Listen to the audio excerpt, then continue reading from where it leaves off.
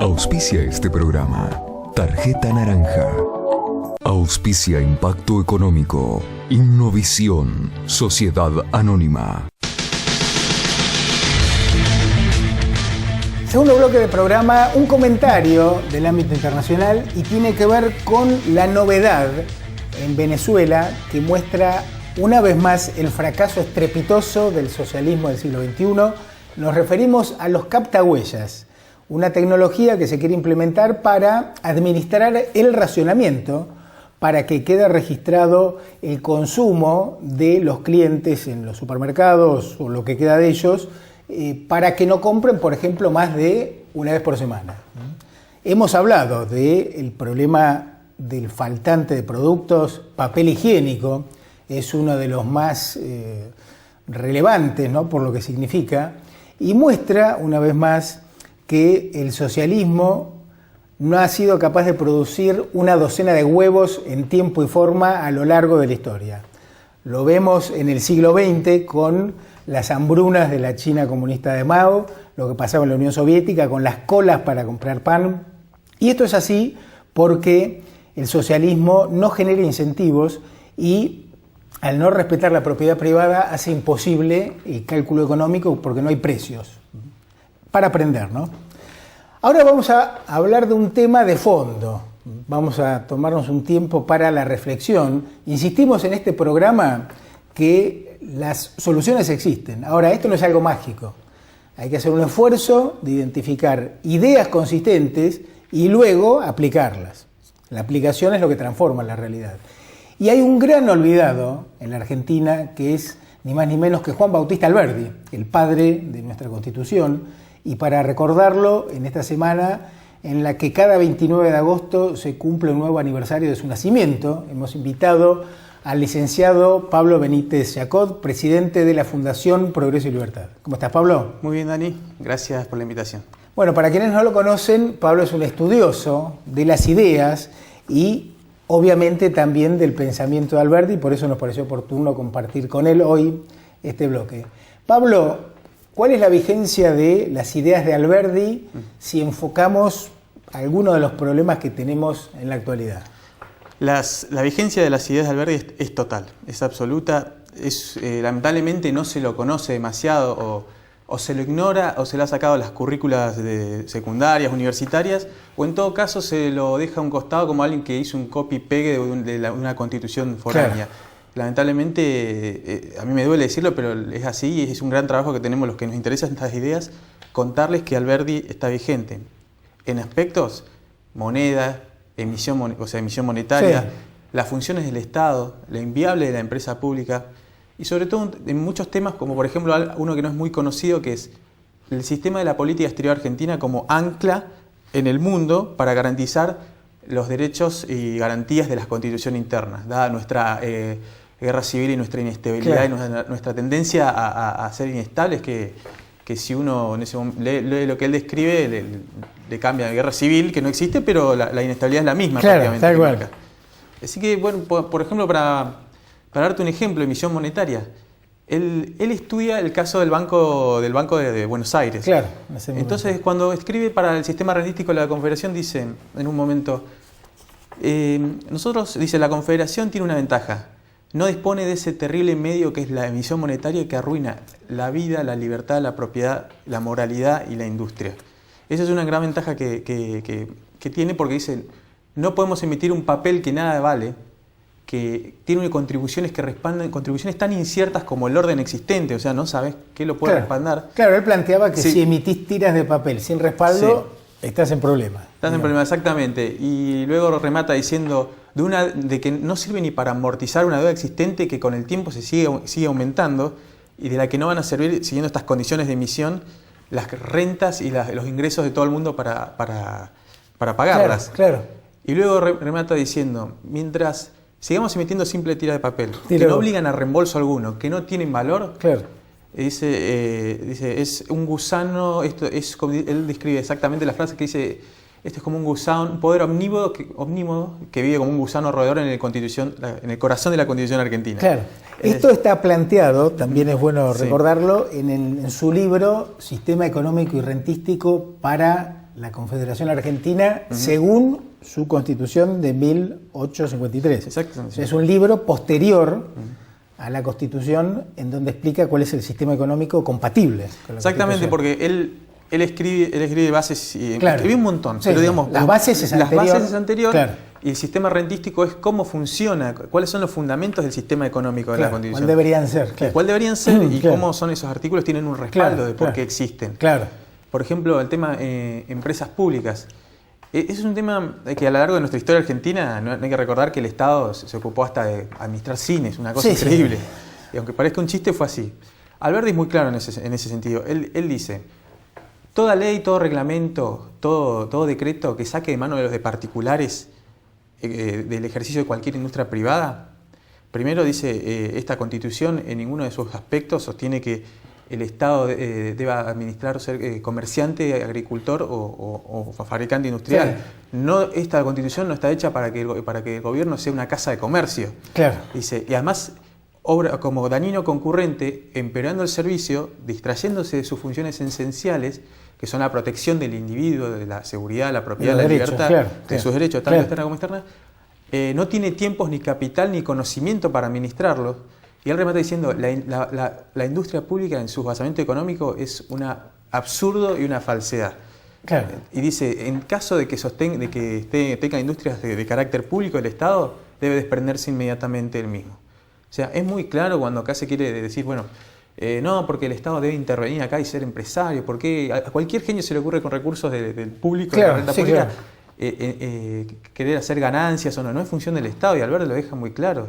Y nuestra historia, lo que estamos viendo, la gran parte del siglo XX y lo que estamos viendo hasta ahora es un desastre, y Alberti ya lo advertía en el sistema. Pablo, ¿qué planteaba Alberti con respecto al tema gasto público, tema tributario, tema de impuestos, tenido en cuenta el problema actual en donde la presión impositiva nos está asfixiando a todos? Sí. Ejemplo, impuesto a las ganancias, etcétera, ¿no? Sí, él hace todo en diferentes partes del sistema rentístico, lo va mostrando, digamos. Y él primero dice, bueno, Tesoro y gobierno se corresponden, dice, necesitamos medios como para que el gobierno ejecute Sus funciones, sus claro. funciones que él va a describir, dice. No podemos hablar de soberanía si no tenemos los medios para hacerlo. No podemos ser independientes, no podemos ser libres, dice. Claro. Entonces dice, bueno, es tendencia natural a los gobernantes a que la renta o la recaudación sea abundante y copiosa, dice, a exclamar un orgullo sobre el mismo. Ahora, ¿cuál es el límite? La tolerancia. Claro. Y Alberti en eso es muy claro. Dice, bueno, hay un umbral de tolerancia que tiene que ver cuando los derechos naturales del hombre para el ejercicio de su propiedad, para satisfacer sus necesidades, empieza a correr peligro. Cuando esos derechos tienen que estar en perfecta consonancia con lo que son los principios de distribución, consumo y producción de las riquezas, cuando la ley fiscal ataca esos principios y el hombre está maniatado, quiere decir que, digamos, pasaste el umbral de tolerancia. Dice. Claro. Alberti planteaba que la contribución excesiva ataca la creación de riqueza, ¿no? Era muy claro en eso. Es muy claro exactamente. Dice, nuestro plan de gobierno es el preámbulo. Claro. Dice, es el precio que tenemos que pagar para el goce de estas cosas y la erogación más hermosa. Dice, cualquier otro gasto que no sea en la asociación política argentina, que sea en mantener estos principios, de los que es la libertad, la propiedad y la igualdad de derechos, es malversar y malgastar fondos. Y él es muy claro con la contribución excesiva. Dice, tiene características sobre estos derechos. Dice, primero, una contribución excesiva es lo mismo que excluir o expulsar. Claro. Segundo, los derechos civiles atacan generalmente, los derechos civiles de los más pobres se ven comprometidos. Dice, la facilidad para ingresar a una actividad está comprometida. Claro. Dice, esta es muy interesante, dice, la seguridad. La seguridad hace que las personas se refugien en el fraude. El fraude es hija del rigor fiscal. Es decir, la marginalidad provoca que las actividades sean marginales. Claro, sería la economía en negro, digamos. Economía en negro. Economía informal. Exactamente. Y la libertad de las personas de ejercer su propiedad se ve comprometida cuando también las contribuciones exceden lo que producen, las rentas que pueden producir. Claro.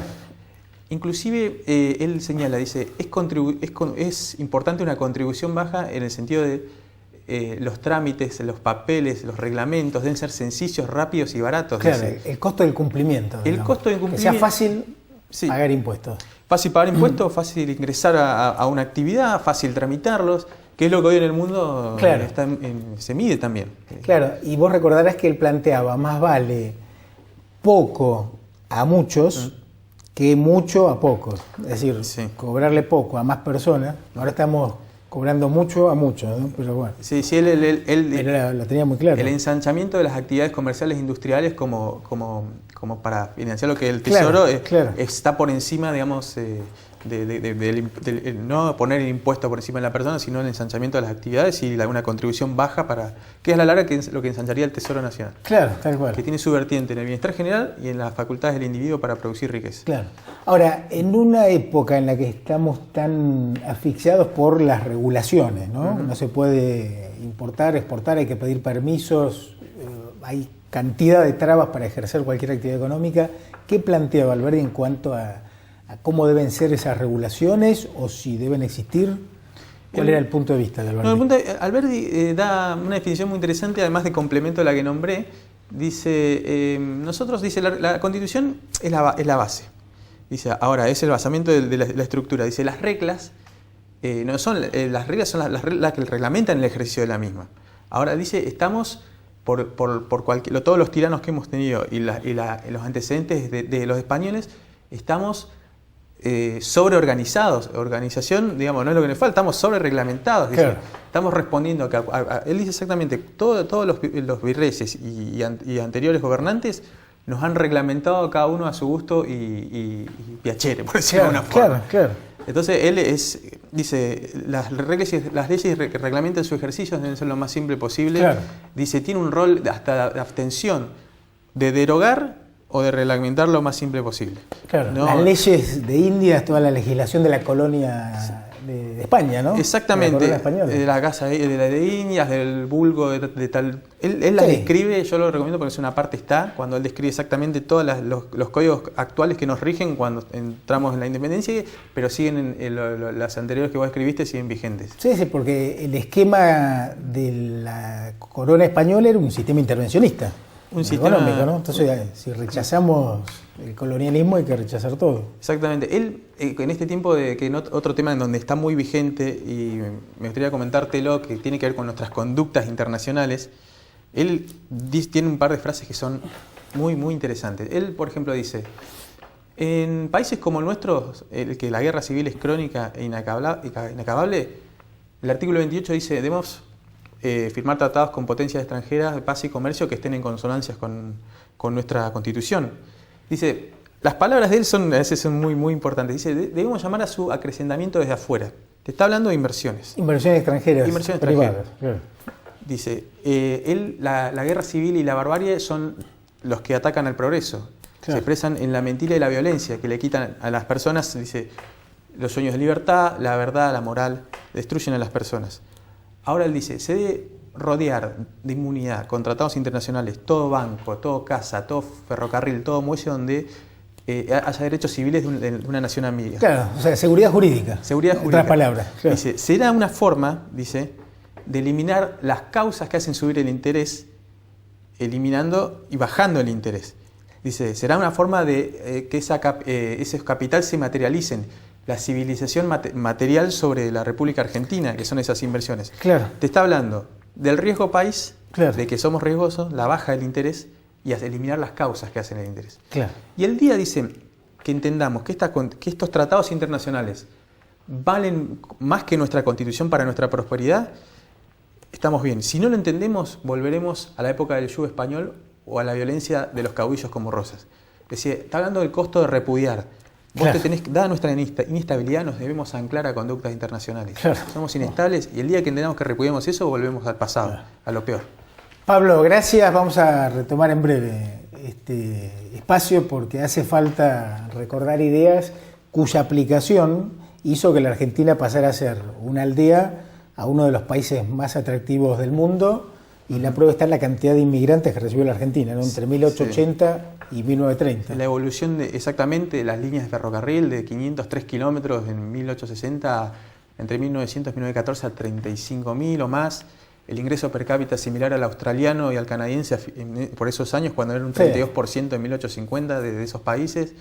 uno en cantidad de logros que colocaban a Argentina entre los 5 países más prósperos del mundo.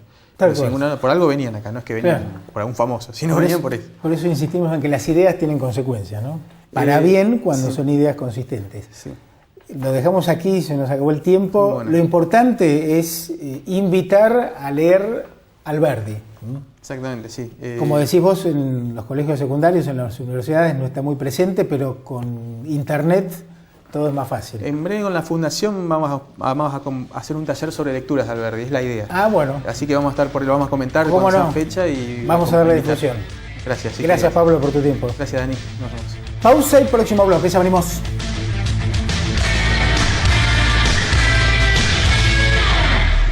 Auspician este programa La Casa de las Herramientas.